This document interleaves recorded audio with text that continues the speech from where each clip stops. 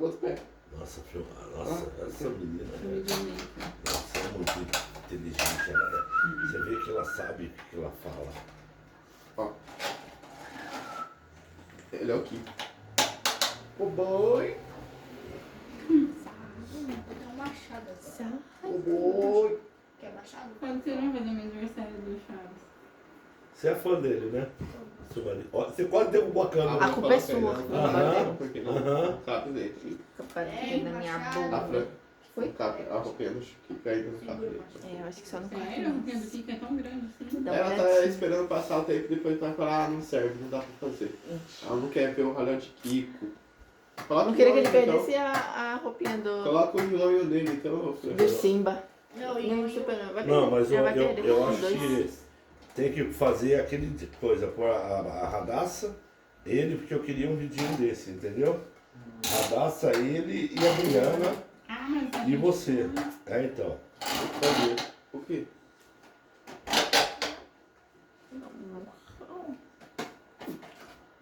Pastor Você quer ser. Você, A gente tem que ser no boss. Pastor bonito. você quer se fantasiar de Kiko? Que foi, pastor? Ele vai crianças vestidas de mulher maravilha. Primeiro você fala, depois você. Eu não gosto da palavra pastor, sabia?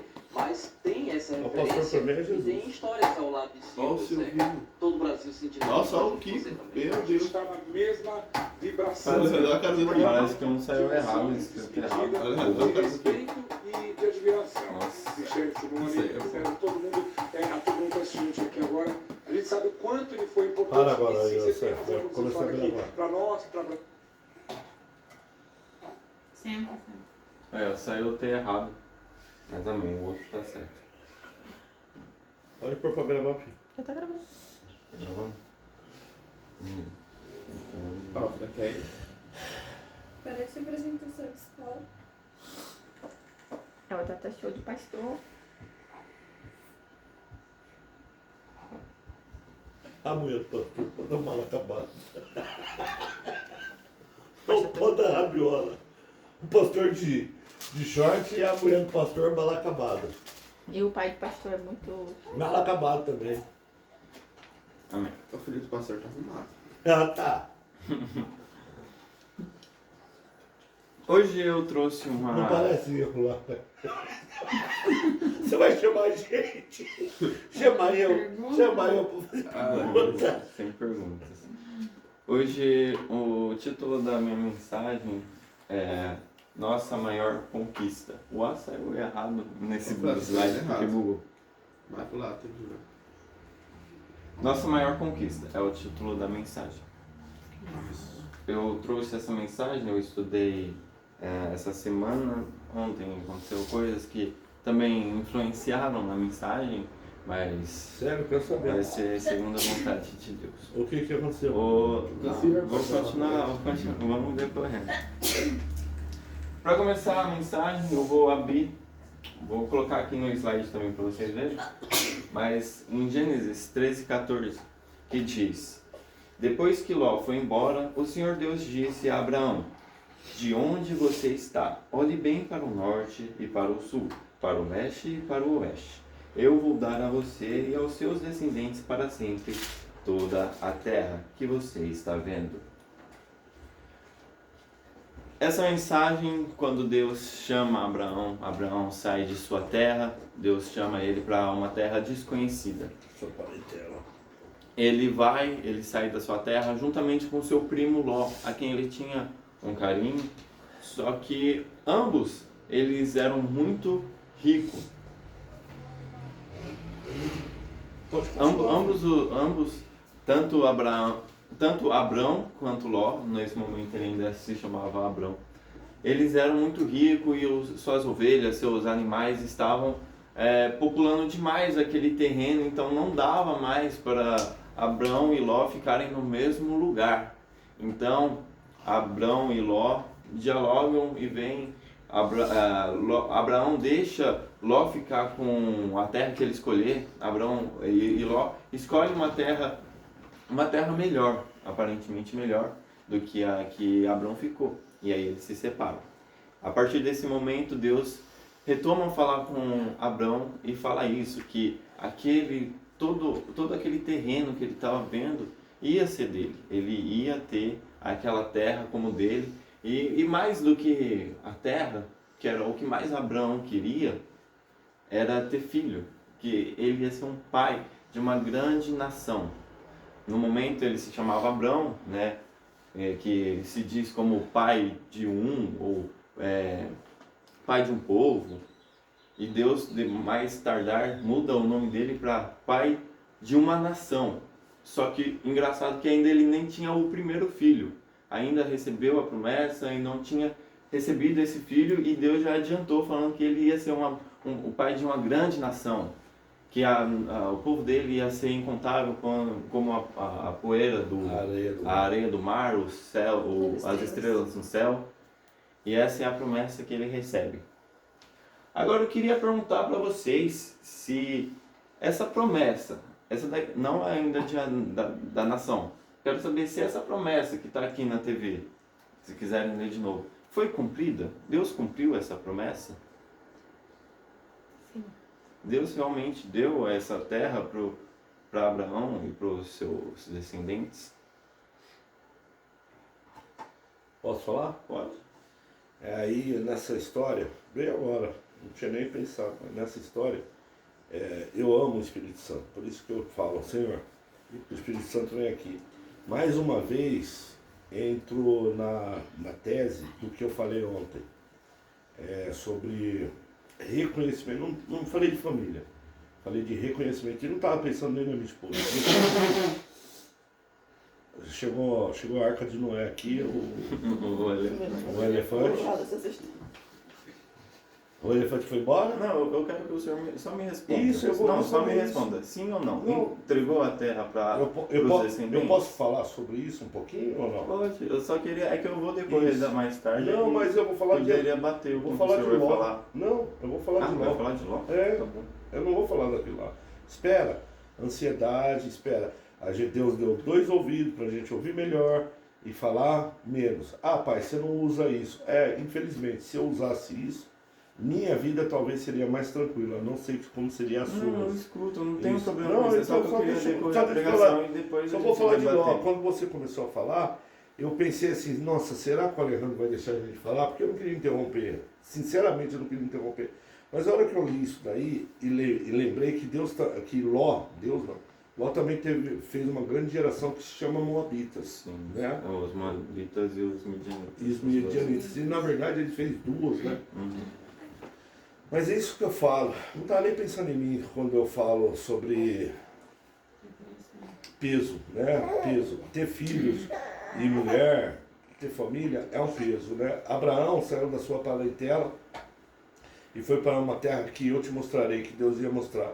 Se Ló, aí você falou, você deu uma boa desculpa, mais bíblica, né? Que as coisas começaram a ficar grandes demais, né? Ló e aí eles precisaram se dividir, separar. Eles só se separaram porque Ló não reconheceu que Abraão era dono da mensagem. Ele não teve gratidão porque Ló só tinha tudo isso porque Abraão o levou. E Deus falou, saia da sua parentela. Não era para levar um parente. Ló é parente. Saia da sua parentela. E ainda Abraão foi lá e levou. Por isso que Ló foi estrupado pelas filhas. Se ler a Bíblia, vai ver. Sim. Veio uma geração de moabitas, de amonitas, que deu um maior problema na terra. Você está entendendo? Aí compararam, os judeus hoje comparam Maria com as filhas de Ló, né? Fala que Jesus, na verdade, ela estava escondendo. Por quê? Porque ele não teve gratidão. Porque se ele tivesse gratidão, falasse, olha, tudo que está sendo plantado por mim, tio, é nosso, porque o Senhor foi bênção da minha vida, talvez ele teria uma das maiores gerações junto com... Porque Abraão, quando ele achou que não ia ter filho, ele ia dar para o empregado toda a sua fortuna. Então, para quem que ele ia deixar toda a sua fortuna? No caso, para Ló. Ah, não, mas Deus deu uma... Não, Abraão era justo. Só que Ló, pela sua ambição e pela sua ingratidão, quis separar. Abraão não queria se separar, no entanto ele foi lá salvar o sobrinho dele, é sobrinho? Ló É, sobrinho. é sobrinho. Foi lá, foi ainda ele salvar quis também, dividir. orou. Aí só que Ló tinha um grande problema. Ló não ouviu o que Deus ensinou. Deus ensinou família. E família começa com Deus. Deus fez a família pai e suas prole. Aí Abraão, Ló, no lugar de ouvir a família se Ló tinha o que tinha por causa de Abraão, ele deixou de ouvir Abraão para ouvir a esposa. Que nem Adão. Parou de ouvir o pai para ouvir a esposa. Aí, ó, o que aconteceu? E posso falar uma coisa? Ele ouviu a esposa. A primeira a abandonar ele foi a esposa. A primeira a olhar para trás foi a esposa. Sabe por quê? Porque ele ouvia muito a esposa. Então é isso. Deus deu? Deu.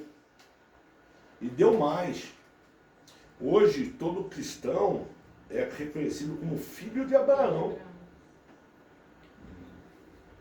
Ok? Ele é o pai da fé. Eu acredito que lá no céu tem 24 anciãos. Eu acredito que um dos anciões é Abraão. Antes do céu, o seio de Abraão.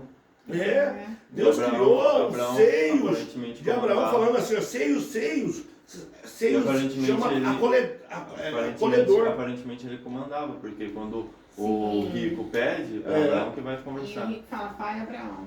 E quem prometeu para ele? Deus. Entendeu? Quando ele parou de ouvir Deus também e foi ouvir a mulher, aí ele fez um filho. Que está aí até hoje. A guerra. Gente, sabe o que eu aprendo? Por mais que seu pai esteja certo ou errado, não morra o ouvido para o seu pai, que seu pai representa o quê? O que o pai representa? Família. Aqui, ó. Família. Ele tá com as mãozinhas cruzadas. não, né? Família, velho. Aqui, ó. Família. Você tá entendendo? Por que tem essa família? Porque teve essa. Eu também tenho que saber disso. Sabe? A gente tem que quebrar a maldição hereditária. Porque até pastores hoje tá querendo sair do padrão bíblico para padrão único. Nós não somos padrão único, somos padrão bíblico. E no começo, começa um pai. Quando termina, vai terminar um pai. Porque Jesus vai vir nos buscar para fazer parte da ceia do pai. Não da ceia da mulher, dos filhos, não, pai. E se todo mundo reconhecer pai, ele vai reconhecer o quê? Família.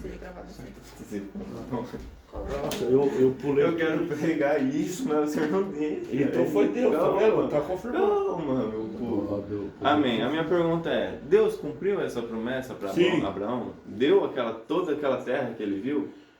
Amém. No decorrer da história, sim, Deus cumpriu. Eu não vou contar a história, poderia entrar...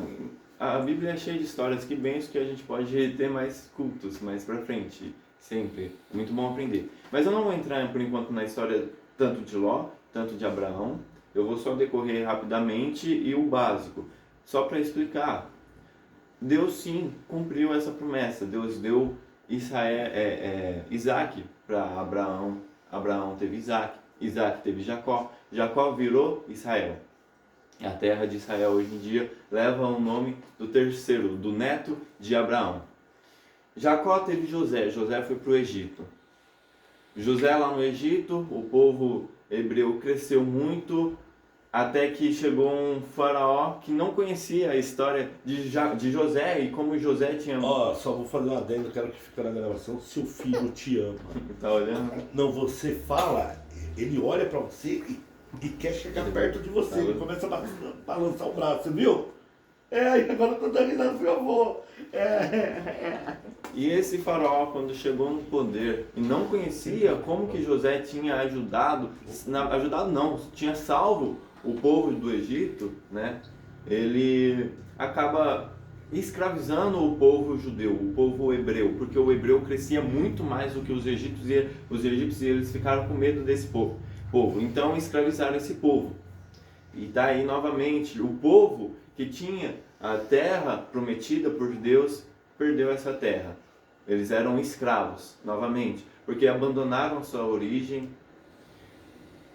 E é um decorrer muito longo. Moisés chega para salvar esse povo e levar de novo esse povo para a terra que Deus prometeu. E Deus nessa luta por anos, né? Isso daí já levou 400 anos, e aí depois mais 400 anos que Deus fica sem falar com o povo, e o povo sendo escravo de Babilônia.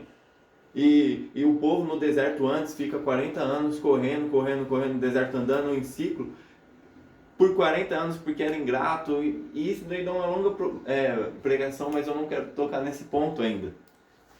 Então tá certo. Hoje em dia, há alguns anos atrás, não faz muito tempo, acho que 1947, 48, para ser exato, Israel, ele finalmente se consagra um país, tem os votos lá, e pronto, a terra é de Israel. Hoje em dia ainda tem uma guerra, né? Tem a faixa de Gaza e tem os outros povos lá, os palestinos, brigando, mas Israel tem a sua terra. Então essa promessa foi cumprida. Então Deus deu essa terra para Israel. Aqui está, coloquei até no mapa, Jerusalém, a terra prometida, cheia de promessa também. Quando Jesus voltar, vai fazer a nova Jerusalém. Só que aí eu me deparei que hoje em dia, nessa terra, se a gente olhar assim com os nossos olhos terrenos, a gente sempre se depara com, poxa Senhor, eu sirvo o Senhor, eu faço, eu oro, e o fulano que é macumbeiro ou outra religião, ou nem está nem aí para Deus, nem sabe que Deus existe, é uma pessoa má. Nossa, ela é tão poderosa, ela tem um cargo de poder. Eu sou lá o abaixo na empresa, o cara que serve a outras coisas, é meu chefe, ou é o gerente, é o topão. Como assim, Senhor? Por quê? Poxa, o Senhor na época lá de Abraão, o Senhor prometeu uma terra para Abraão, o Senhor deu essa terra para Abraão. O Senhor fez tantas maravilhas naquele tempo. Agora eu quero mostrar. Olha o tamanho de Israel. Essa parte aqui, Israel, a parte de azul. Jerusalém Ocidental, ó, essa parte é bem pequenininha. Jerusalém Oriental, aqui a Jordânia, tem um povo também palestino lá. Aqui a faixa de Gaza, mas olha aqui, é grande, né? Vocês consideram isso daqui grande, é uma terra grande, não é? Esse daqui é o reino, o império de Israel. Agora dá uma olhada nesse império. É maior? Esse daqui é o Império de Alexandre o Grande. Aqui levou mais de 3.000 anos praticamente para se concretizar e ser uma terra. Isso daqui ser de Israel. Agora nisso daqui, sabe quanto tempo levou? Às vezes a gente, poxa, eu estou há anos aqui lutando e tal, nada se concretiza. Aí a gente sempre pensa antigamente, no Velho Testamento, as maravilhas. Levou tantos anos. Isso daqui foi conquistado em 12 anos por Alexandre o Grande. Alexandre o Grande conquistou isso daqui em 12 anos. E ele não acreditava em Deus. Aliás, ele acreditava que ele era um Deus. A mãe dele mentia para ele tinha problema com o pai. Ele acreditava que ele era um Deus. Aqui tem mais um reino muito poderoso, um império muito poderoso que teve antigamente. Aqui, ó, grande também. Esse daqui é o Império Romano. Esse daqui, Júlio César conseguiu, deu início a isso. Na época, ainda que Jesus veio, ainda estava no Império Romano. Os romanos mandavam, né, crucificaram Jesus. Então eles ainda dominavam, chegaram a dominar até 400 anos depois de Cristo. Muito, muito tempo, né? Nossa, ele ganhou do Alexandre? Ah, ele ganhou, acho que ele ganhou. Porque o Alexandre o Grande morreu, né? Ele morreu com 33 anos. E agora é esse ponto que eu quero chegar. A gente olha, nossa, a terra que Deus prometeu e foi uma luta para aquele povo conquistar. Até hoje eles estão, não está fácil para eles, até hoje. E o mundo se envolve naquela briga entre Israel. Tá uma briga terrível. E os caras, principalmente Alexandre o Grande, com 12 anos, não 12 anos de idade, com 12 anos fez tudo isso. Quer ver Israel? Israel tá aqui, ó. É desse tamanho. Israel. O que Deus prometeu é desse tamanho. E o que o homem conquistou é desse tamanho. Por quê? Agora eu quero chegar aqui, ó. Alexandre III, conhecido como Alexandre o Grande, filho de Filipe II da Macedônia, foi responsável por formar um grandioso império e derrotar os persas em cerca de 12 anos.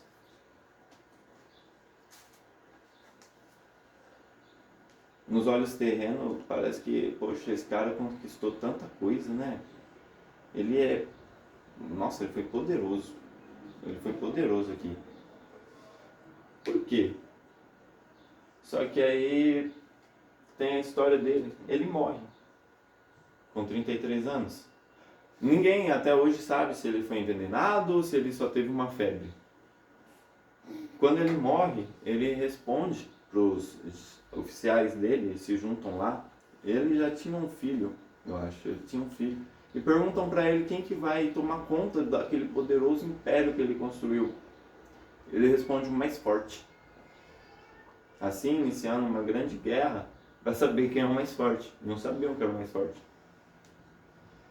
Então começou uma grande guerra e aí também teve início ao Império Romano. Depois disso teve a guerra, Júlio César dominou e tomou conta e teve o Império Romano. Ele era tão fissurado em poder, em conquista, que ele não quis deixar nem pro filho dele.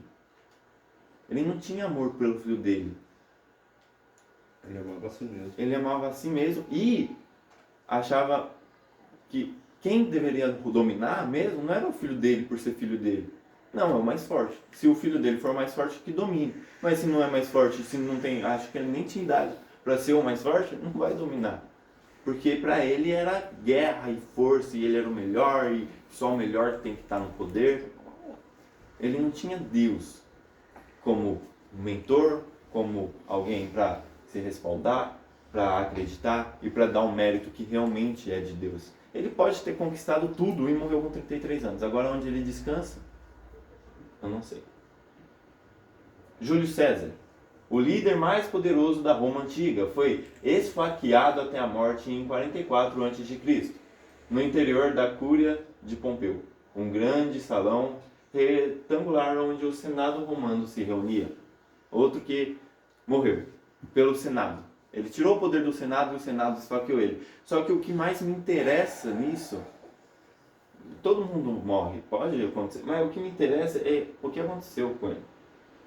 Durante o atentado, Júlio César viu que Brutus, seu filho adotivo, era um dos que lideravam o movimento. Na ocasião, teria proferido a frase: "Até tu, Brutus, meu filho?"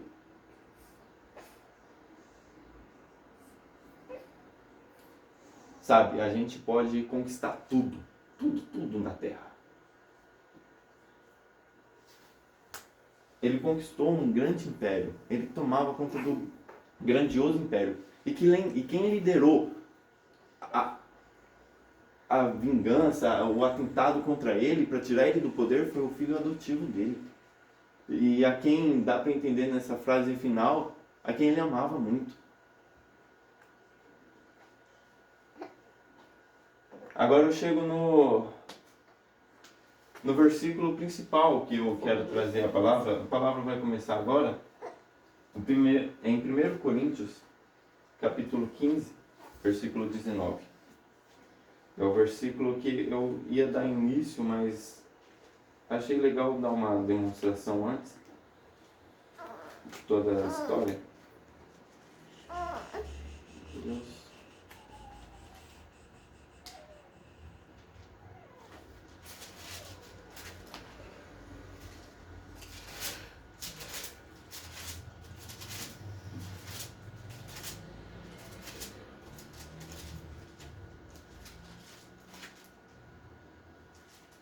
e 19.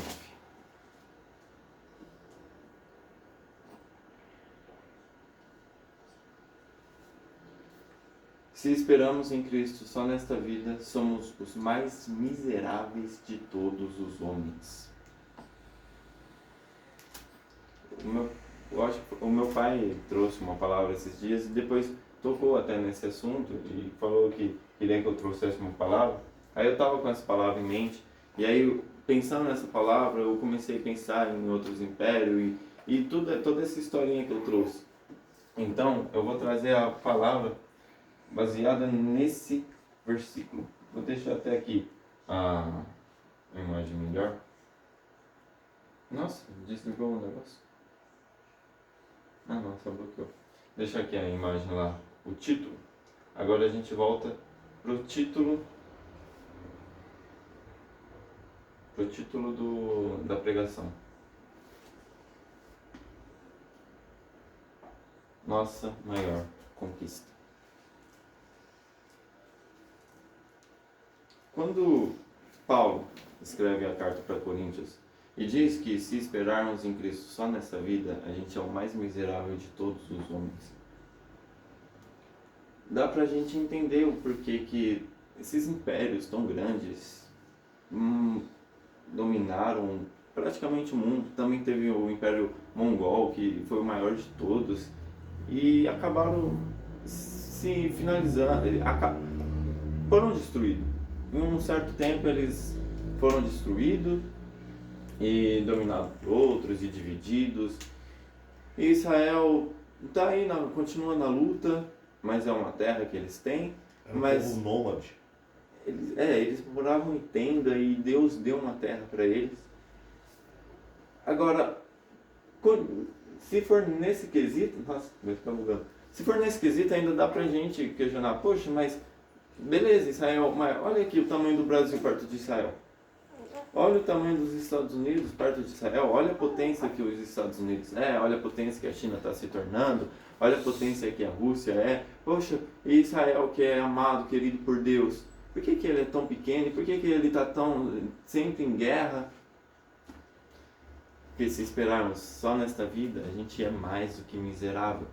Nessa vida a gente pode sim ter aflição, vai ter as dificuldades. Tem que correr atrás do trabalho. Sim, não quero tirar isso, a gente precisa trabalhar, a gente precisa, mas tudo que a gente pode conquistar nesse mundo, se a gente tivesse aquele tamanho, se a gente aqui, dessa família, tivesse aquele império romano e junto se a gente dominasse o mundo inteiro, mas não tivesse Deus, a gente ia continuar sendo o mais miserável de todos os homens. A gente poderia vivenciar o melhor dessa terra, poder comer banquetes diariamente, assim que acordar, no café da tarde, no almoço. Mas certamente a gente não estaria fazendo esse banquete em família. Tem um fim, né? Tudo aqui tem um fim. Porque se a gente não tiver Deus, a gente não tem o princípio, que é a família. Não tem eternidade. O banquete de Deus, eu estava pensando assim,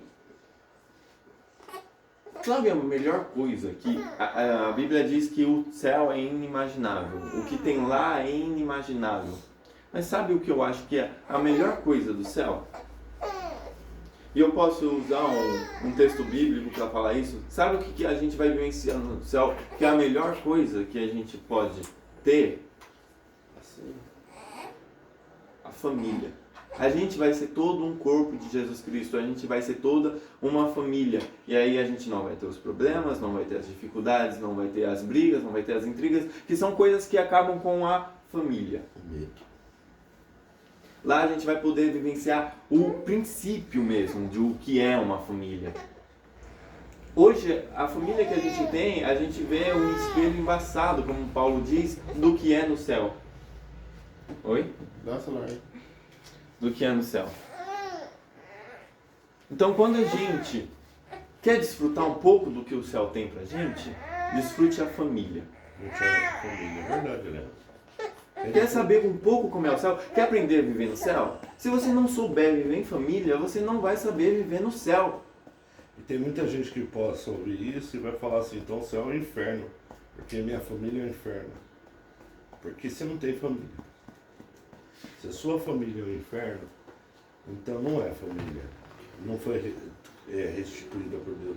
Porque quando a Bíblia fala que a gente vai fazer um banquete quer dizer festa, em família, festa no céu. Todos unidos. União. E quando diz miserável, como assim miserável? Eu até disse isso no outro, eu enxergo que Deus tem um banquete lá e cai um pedacinho do pão que Deus tem aqui na terra. Ser o dono do mundo, ter tudo, é esse pãozinho. Só que o que acontece se você estiver lá na cozinha, igual o cachorro, quando o cachorro come aquilo lá que cai no chão, ele fica satisfeito? Não, É uma migalha, ele quer mais. Eu acho que aquilo lá dá mais vontade nele de comer do que se ele não tivesse apreciado aquilo. Às vezes ele, nossa, isso daqui tá tão bom, eu quero mais. E isso é o que acontece com muitas pessoas. Elas conquistam o mundo, fazem várias coisas e nunca estão satisfeitas. Elas sempre querem mais. Muitas vezes a gente está em família, está fazendo um banquete, só que você perde tempo comendo a miséria, aquilo que cai da mesa. Às vezes você se torna um miserável. Eu vou dar um exemplo. A pessoa está conversando no Tinder com a outra mulher, sendo que ele é casado. Eu não estou falando que a mulher dele pode perdoar ele. Ele pode falar, não, mas minha mulher me perdoa. Pô, que bênção, que glória a Deus que a sua mulher aprendeu com você a ser uma boa mulher e ela é sábia. Graças a Deus. Mas você tá continua comendo a miséria. Você está comendo a miséria. Quando você está ocupado demais, se arrastejando pelo chão para comer a miséria, você não se senta na mesa. Ó, deixa eu passar um adendo. Você ensinou ela a ser inteligente e sábia, mas você continua sendo um tolo. Você está perdendo tempo. Aquilo que você podia desfrutar de um banquete com a sua esposa, com a sua família, curtir o momento, você fica gastando o seu tempo, comendo a miséria, depois se entristecendo por causa que comeu a miséria. Vai voltar comendo banquete, mas poxa, custa. Precisa disso? Você não poderia muito bem sentar-se à mesa, aproveitar com a sua família, aproveitar com a sua esposa, e você quer gastar esse seu tempo fazendo... Meu marido, olha. Gente, eu vou fazer uma adendo. A Fran tá aqui falando assim, tá vendo? Esse é meu marido. Esse é meu marido. Orgulho do seu marido? Pode falar alto pra ficar registrado. Sim. Muito orgulho? Sim, papai também. Agora também tem.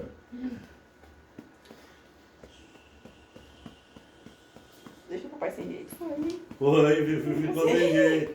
Ficou sem jeito.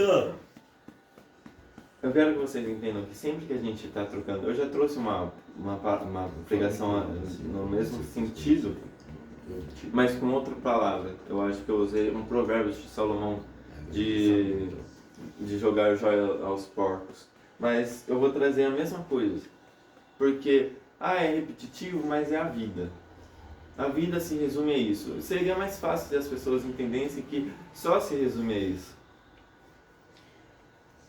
Para de procurar migalhas e trocar um banquete por misérias em todas as áreas da vida. Eu me estressei no trabalho, agora eu vou descontar na minha esposa. Eu estou estressado com o trabalho, eu vou descontar nos meus filhos. Eu sei, é difícil, tem hora que a gente está cansado e não quer ver ninguém. Tem hora que a gente está cheio de coisa, mas...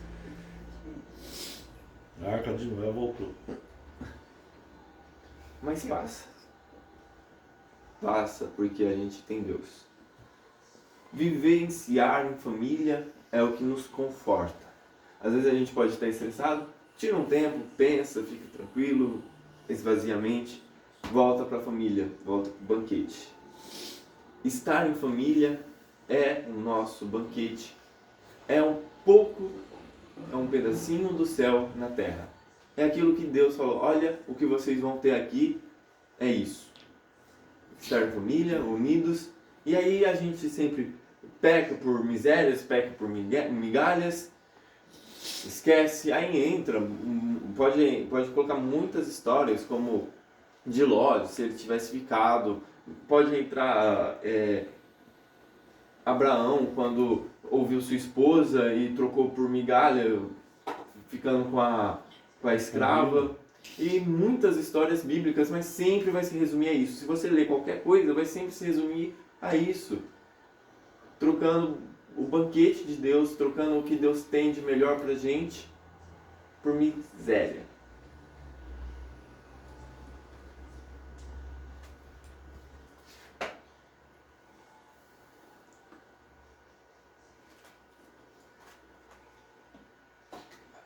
Se fosse há um tempo atrás, eu poderia estar falando diferente, não distorcendo a Bíblia, né, porque eu nunca quero fazer isso, Mas quando eu estava na minha época de solteirice, eu falava como criança, eu pensava como criança.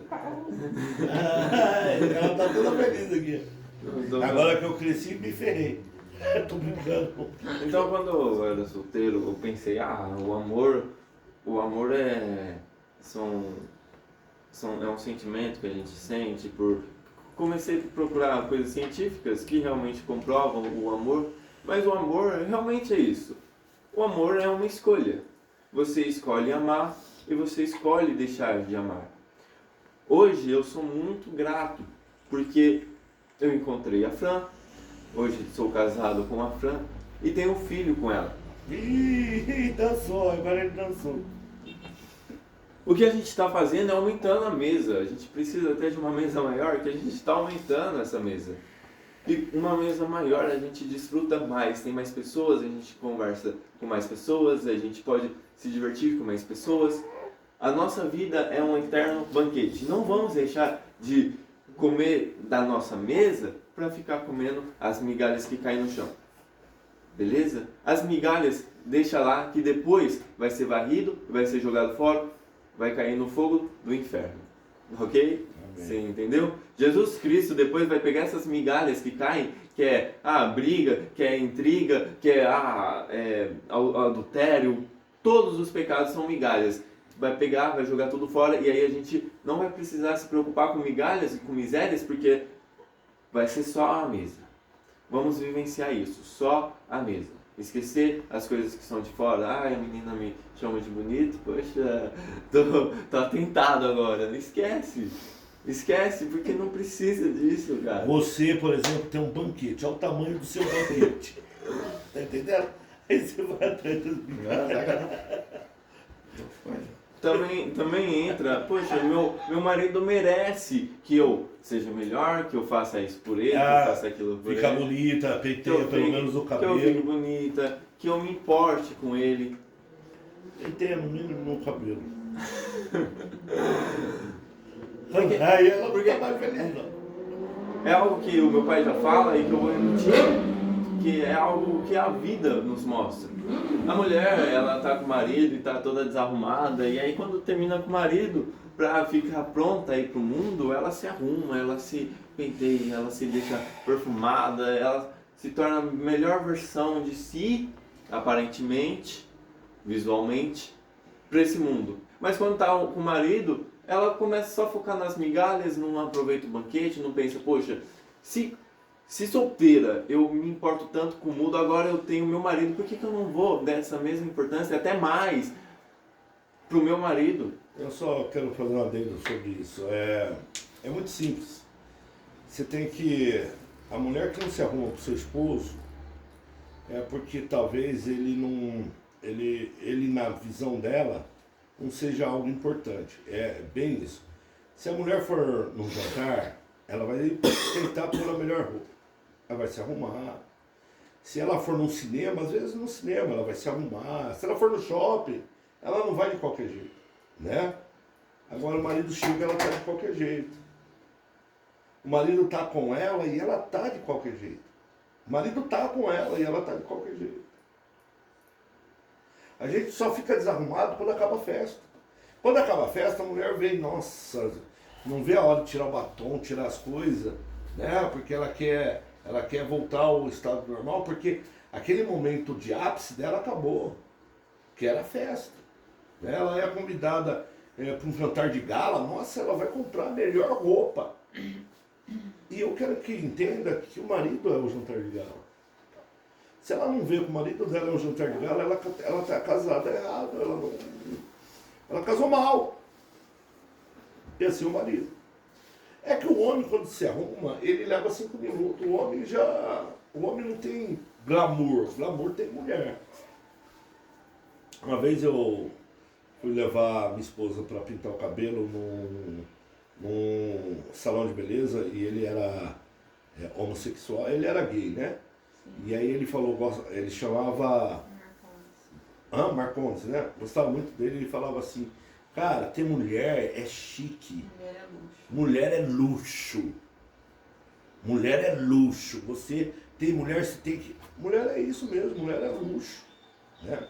Quanto mais bonita, quanto mais cuidada, mais luxo.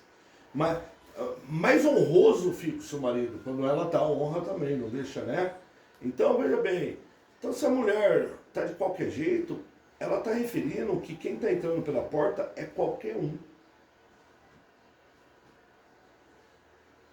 Aí a mulher tá com o marido de qualquer jeito. Não pode. Ou melhor, não deve. Porque ela tem que ver que o marido dela é o quê? Quem é seu marido?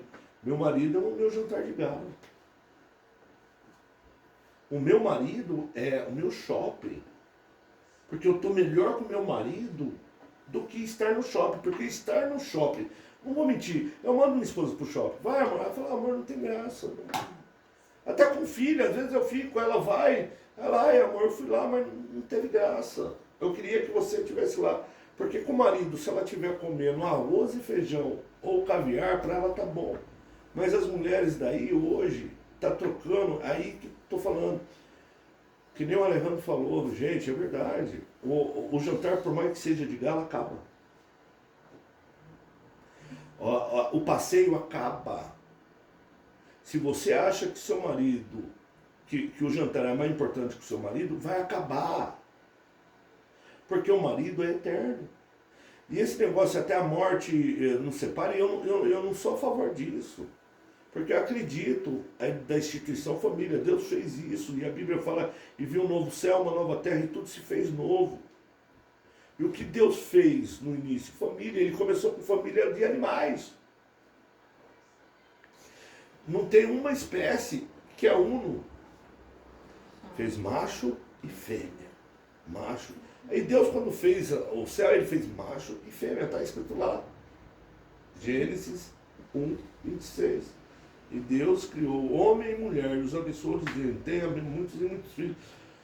Proprie por toda a terra. Aquele Alejandro falou assim, porque é menor tal, porque as conquistas, porque a terra, Deus não é dele, a terra ele deu aos filhos dos homens. Ele mandou conquistar. Né? E conquistar a terra, não pessoas. Aí o pecado fez a pessoa deixar de conquistar a terra para conquistar pessoas.